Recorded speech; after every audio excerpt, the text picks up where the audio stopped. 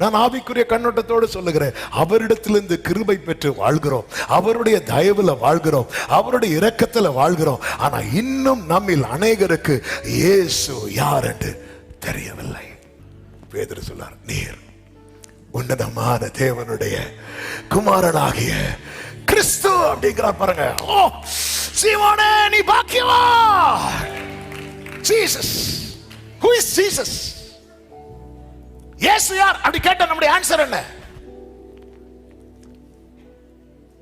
ஆண்டவரே, என்ன குறித்து நீங்க உங்க ஒரு நாள் கூட இப்படி சொல்ற நிலைமை நான் வச்சிடக்கூடாதப்பா. இவனை போய் தெரியாம தெரிந்தெடுத்துட்டேன், இவனை அல்லவா, இவனையா காப்பாத்தினேன். நம்ம பாடுவோமே, என்னையா தேடினீர் அப்படி பாடும்போது அவர் உன்னையா தேடின. இப்படி சொல்ற நிலைமை வச்சிடவே கூடாது. அப்படி வைக்கிறோம்னாலே நம்ம தான் நாபால். இந்த நாபால் சாக வேண்டாமா? இந்த நாபால் இருக்கும் வரைக்கும் ஜீவனை குறித்து நமக்கு யோசிக்க முடியுமா? ஆமென்.